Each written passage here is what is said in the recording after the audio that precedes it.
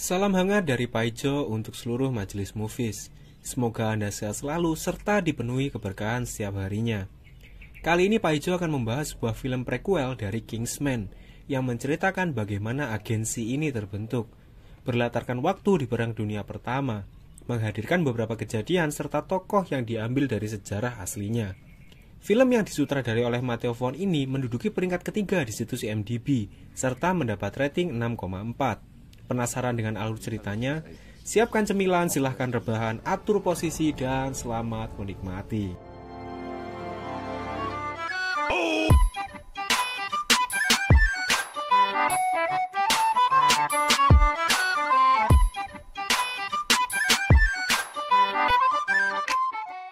Film diawali dengan perjalanan palang merah yang dipimpin Duke Oxford membawa persediaan untuk tentara di kamp konsentrasi.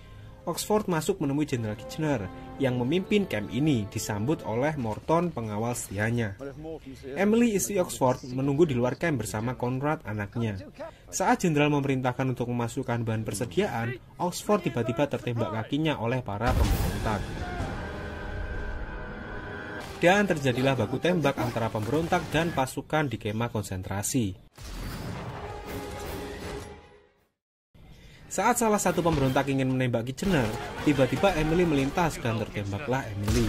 Conrad melihat dari kejauhan bahwa ibunya meninggal. Selang 12 tahun kemudian, Conrad yang sudah dewasa mengendarai kapal bersama ayahnya Oxford. Conrad bahkan mengejek Sola, seorang bawahan ayahnya, bahwa Sola takut dengan ketinggian. Dari sini kita ketahui bahwa Conrad adalah seorang bangsawan. Selanjutnya Conrad berlatih bertarung dengan pisau bersama Sola.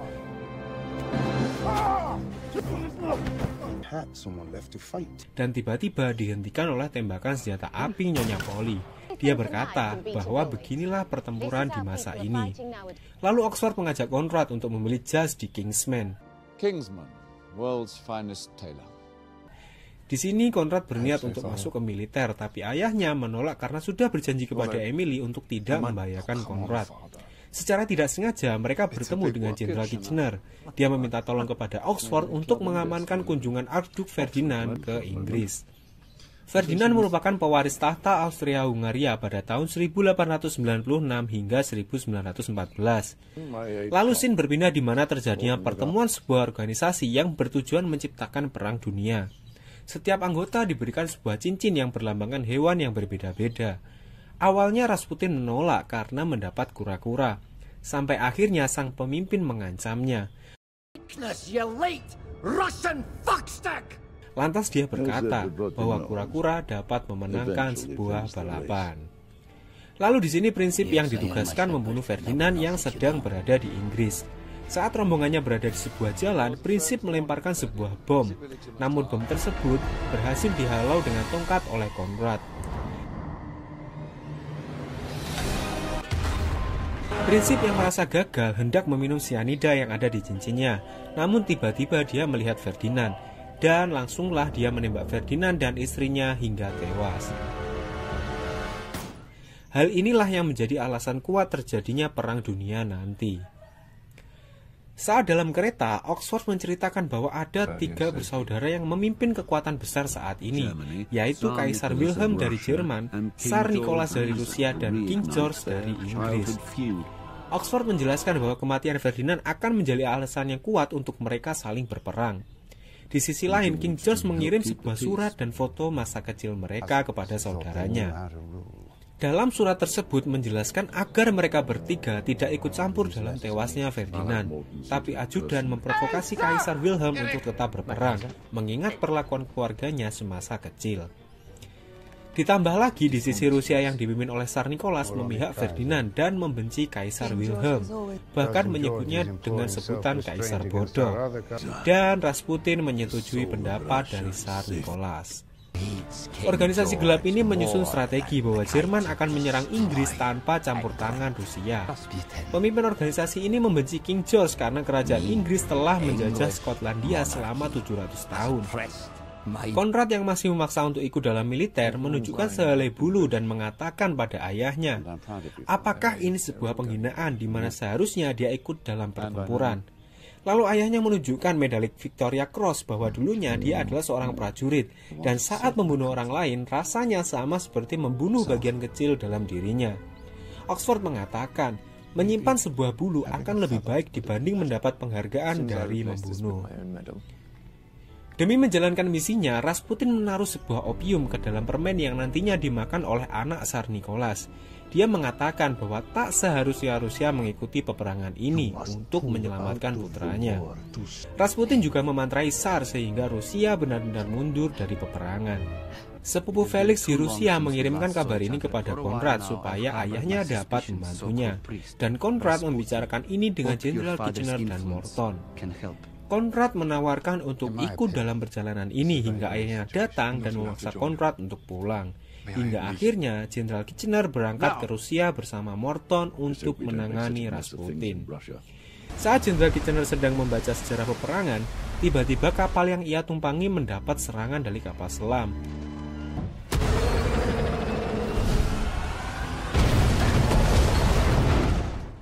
Hingga akhirnya dia diberitakan tenggelam dalam perjalanan itu.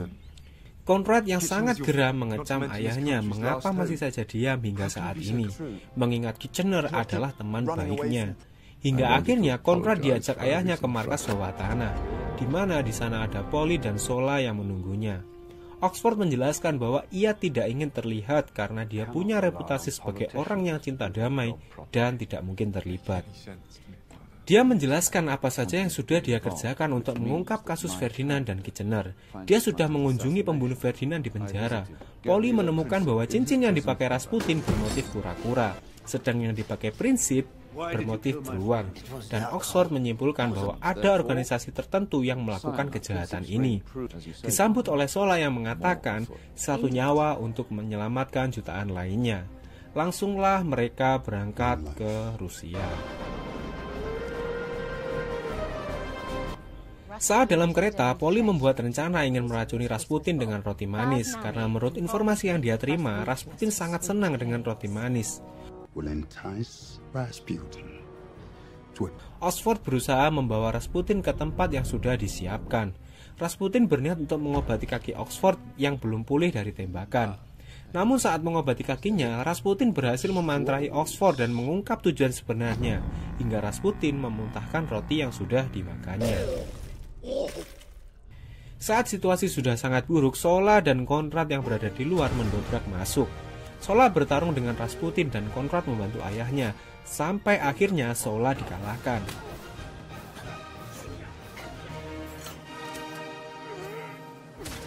Tiba-tiba kaki Oxford sembuh dan dia melawan Rasputin bersama Konrad. Hingga saat Polly datang dan menembak kepala Rasputin, serta dengan santainya dia berkata, mengapa pria selalu mengacaukan semuanya. Saat kembali menuju Inggris, Polly membuatkan kue ulang tahun kepada Konrad. Di perayaan ulang tahun yang ke-19 ini, Konrad meminta izin kepada ayahnya untuk pergi ke militer, tapi Oxford tetap saja menolaknya. Sampai akhirnya Konrad mendatangi militer itu sendiri. Dalam upaya memotong suplai Inggris, Angkatan Laut Jerman di sekitar wilayah Inggris tidak sengaja menenggelamkan kapal penumpang Amerika. Dan Erik, ajudan kaisar, memberitahukan bahwa ini bisa memicu Amerika ikut dalam pertempuran. Hingga dia menyarankan sang kaisar mengirimkan sebuah telegram dengan pengkodean tingkat tinggi. Salah satu bawahan Oxford mendapatkan kode itu dan Polly berusaha memecahkannya. Di sisi lain, Konrad sedang menjalani pelatihan militer.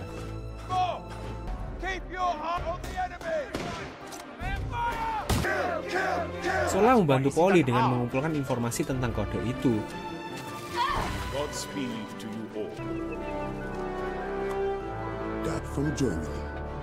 Hingga Polly dapat memecahkan pesan tersebut. Pesan itu berisi bahwa Jerman ingin bersekutu dengan Meksiko dan memintanya menyerang Amerika. Dan jika Presiden Wilson mengetahui ini, maka dia akan ikut dalam peperangan dan peperangan akan berakhir. Oxford mengunjungi King George untuk menyampaikan ini dan dia meminta atas jaminan keselamatan Konrad. Lantas militer memerintahkan Konrad untuk kembali ke markas pusat. Lieutenant Oxford reporting for duty, sir. Lucky man. You've been assigned back to London. Conrad yang masih bertekad keras berada pada garis depan bertukar posisi dengan Kopral Archie Reed. Lance Corporal, Sir, what's your name? Lance Corporal Reed, sir. Dia memerintahkan kopral muda ini menuju kediamannya dan mengatakan pesannya kepada Oxford bahwa dia punya cara sendiri untuk menyelesaikan perang. Your Grace. Who are you?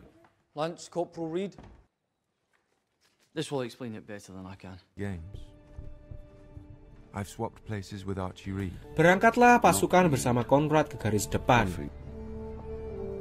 Men march to sleep. Seluruh pasukan Inggris berupaya melindungi seseorang yang sedang mundur ini. Dia membawa pesan penting untuk komandan peleton, tapi sayang dia terkena ranjau darat.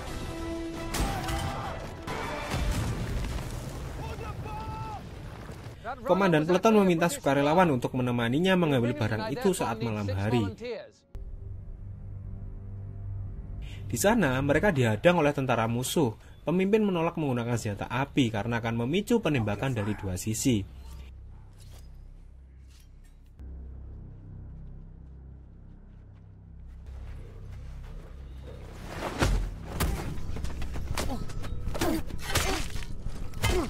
Hingga dia terpaksa melakukannya untuk menyelamatkan Conrad.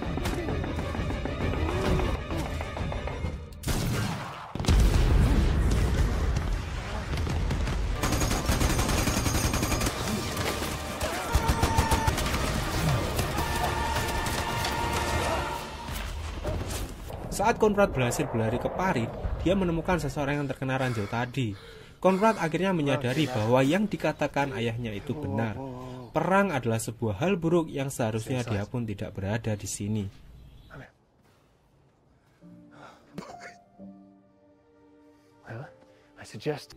Lalu sang pria yang terluka kakinya memberikan benda yang harus disampaikan kepada pimpinan tertinggi.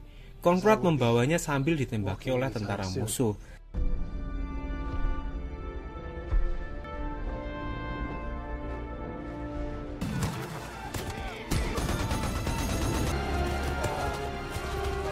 Saat hampir sampai, mereka berdua terkena ranjau.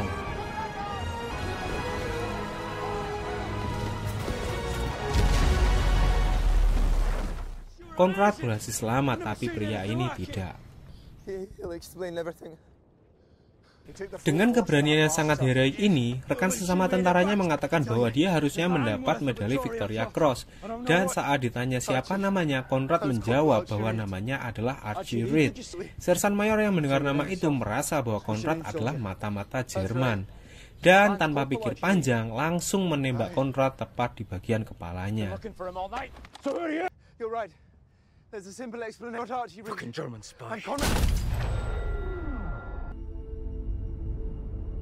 Saat upacara pemakaman Conrad, Polly mengatakan bahwa yang dibawa Conrad adalah telegram asli yang masih berupa tulisan tangan.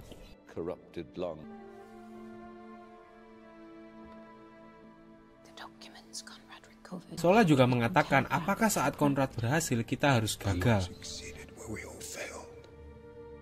Pemimpin organisasi ini memerintahkan wanita ini untuk menggoda Presiden Amerika agar tidak ikut dalam peperangan. Presiden Amerika pun terancam karena video yang sedang digoda oleh wanita ini membuatnya tak berani ikut campur dalam invasi Jerman. Oxford yang sedang frustasi dikunjungi oleh King George. Dia memberikan sebuah penghargaan Victoria Cross atas keberanian Conrad.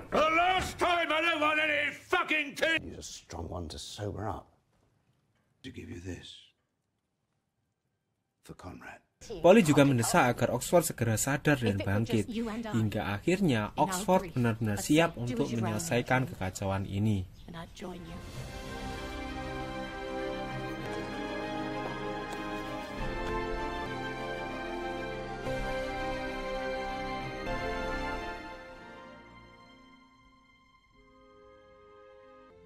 Looking better, you Grey. Feeling better, Polly. Berangkatlah Oxford menuju ke kedutaan. Dia disambut oleh wanita ini, wanita penggoda sang presiden. Oxford mengkonfirmasi bahwa wanita ini adalah salah satu anggota organisasi gelap dan dia langsung melumpuhkannya.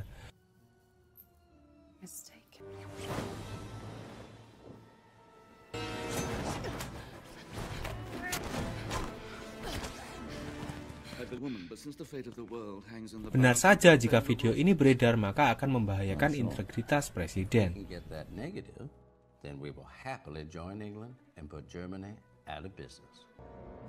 Oxford dan Sola menelusuri dari mana asal kain wol ini dan menemukan bahwa satu-satunya tempat yang mungkin ada kain wol ini adalah perbukitan Swiss. Oxford menyusun strategi untuk memasuki tempat itu dan mengambil rekaman asli penggoda tadi. Awalnya dia berniat menyuruh Sola untuk lompat dari pesawat, tapi Sola takut ketinggian sehingga Oxford sendirilah yang akan melompat. Sempat terjadi ketegangan ketika Oxford akan melompat. Dia tersangkut di sayap pesawat hingga akhirnya berhasil selamat.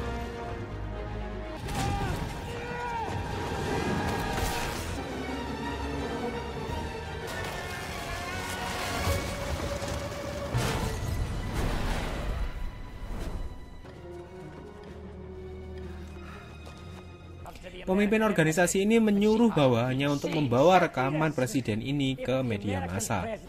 Oxford membuntutinya menuju lift. Di sana dia dihadang oleh pria yang sangat besar.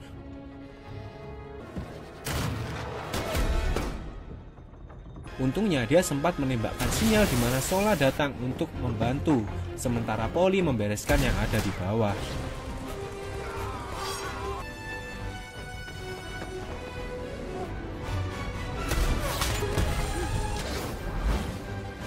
Polly juga berhasil mendapatkan rekaman asli film tersebut. Sola dan Oxford berniat untuk menghabisi seluruh kawanan organisasi ini. Saat memasuki markas musuh, baku tembak tak terhindarkan hingga mereka kehabisan peluru.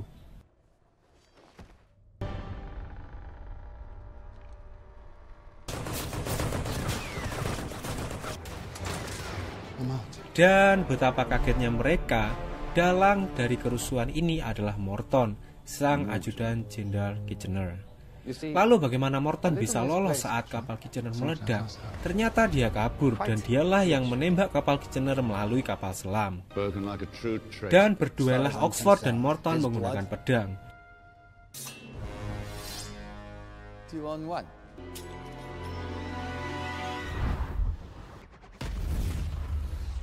Ketegangan terjadi hingga Oxford terdesak. Namun kambing peliharaan Morton ini tiba-tiba menusuknya hingga keadaan berbalik dan membuat Morton terjatuh.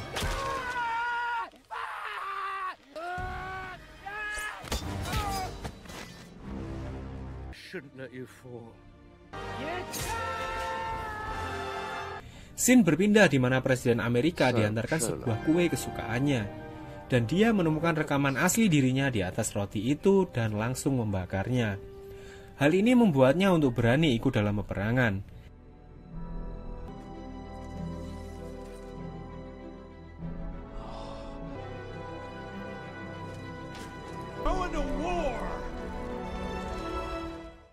Dengan dikalahkannya Jerman dalam perang itu, Kaisar mengundurkan diri dan Tsar Nicholas berakhir dibantai bersama keluarganya.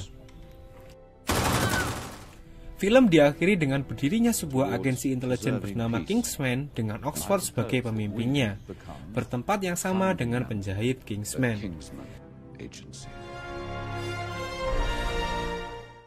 Serta dua orang pengikut Morton yang masih hidup merencanakan sesuatu yang lebih besar dengan merekrut orang baru yang bernama Adolf Hitler.